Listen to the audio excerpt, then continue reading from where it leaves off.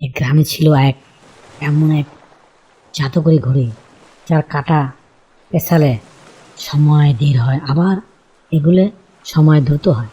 যখন গ্রামবাসীরা নিজেদের স্বার্থে সেই সময়ের গতিকে নিয়ন্ত্রণ করতে শুরু করলো, তখন গ্রামে কি ভয়াবহ বিশৃঙ্খলা নেমে আসলো। সময়কে নিয়ন্ত্রণের পরিণতি নিয়ে একটি শিক্ষণীয় গল্প, জাদুকরি ঘড়ি এবং সময়। বহুকাল আগের কথা, এক মনোরম উপত্যকায় রত্নপুর নামে এক গ্রাম ছিল।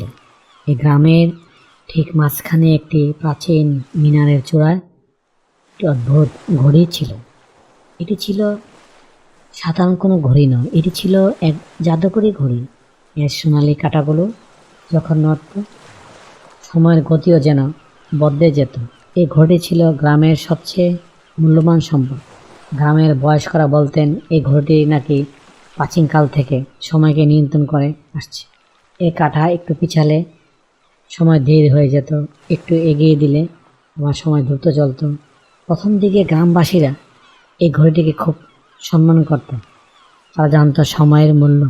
কিন্তু সময়ের সাথে সাথে গ্রামবাসীদের মনে লোভ আর চতুরতা বাসা বাঁধতে শুরু করলো।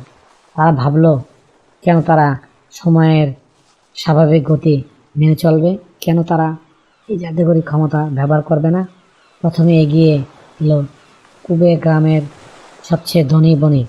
তার অনেক কাজ। একদিন তার মালপত্র পৌঁছাতে দেরি হয়েছিল। সে গোপনে ঘড়ির কাঁটার কাছে গিয়ে কাঁটাটিকে একটু পিছিয়ে দিল। সময় ধীর হয়ে গেল, তার মালপত্র ঠিক সময়ে পৌঁছে গেল। কিন্তু সেদিন সূর্যের আলো দীর্ঘক্ষণ ধরে জ্বলতে লাগলো। মানুষ অবাক হয়ে গেল। তারপর এলো অলস রমেশ। তার কাজ করতে ভালো লাগতো না। সে যখন দেখলো দিনের কাজ শেষ হতে অনেক দেরি, সে ঘড়ি কাঁটা দ্রুত এগিয়ে দিল।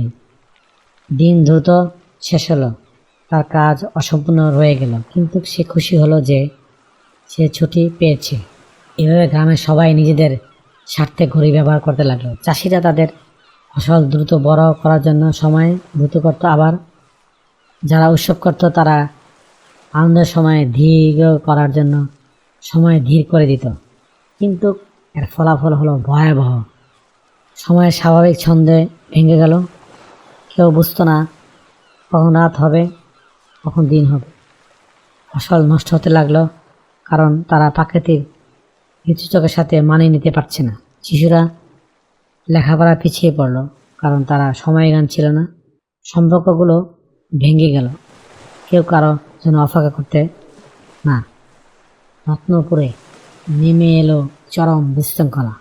গ্রামের সবচেয়ে বয়স্ক ও জ্ঞানী বৃদ্ধা দাদিমা এই অবস্থা দেখে খুব দুঃখ পেলেন। তিনি জানাতেন সময়ের অপব্যবহার মানুষকে কতটা অন্ধ করে দেয়। তিনি